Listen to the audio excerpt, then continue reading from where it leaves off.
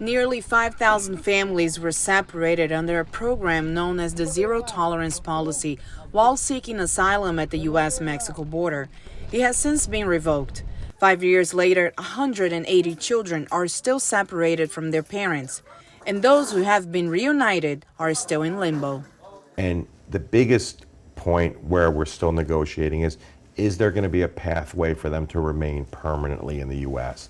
And we're hoping that ultimately we can figure out a way to give people a fair chance to apply to remain. Otherwise, they're just going to be sent right back to danger, or the parent's going to be sent back.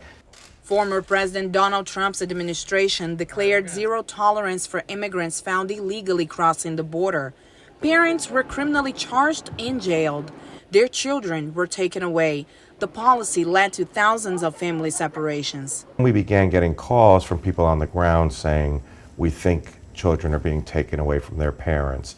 So we started investigating. It became clear that it was actually happening.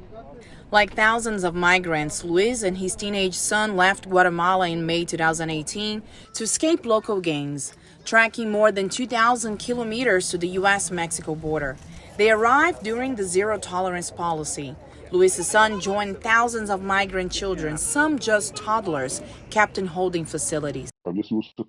I encountered Border Patrol officers who took me and my son. They told me my child had to be separated from me because I was going to criminal detention.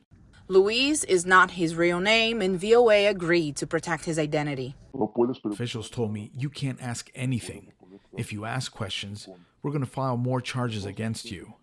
More than 20 lawsuits have been filed by migrants separated at the border. The policy sparked bipartisan outrage. It pushed then-President Trump to end the practice. Some of the children were in foster care. Others were sent to distant relatives they had never known before. The lesson is that there is no healing that, right? There is no getting back that time. And the damage will be lasting and intense. Within weeks of taking office in January 2021, President Joe Biden created an interagency task force to reunite children separated from their families. Talks begin to settle some of the 20 lawsuits, but Biden officials abandoned the talks in November 2021. Congress has not passed any bills to help the separated families. We are trying to redress a harm that our government committed, so I hesitate to do too much congratulating until the hundreds that are still out there are returned. Conservatives blasted the idea of offering payments to families. Last November, some Senate Republicans urged President Biden to halt any financial compensation.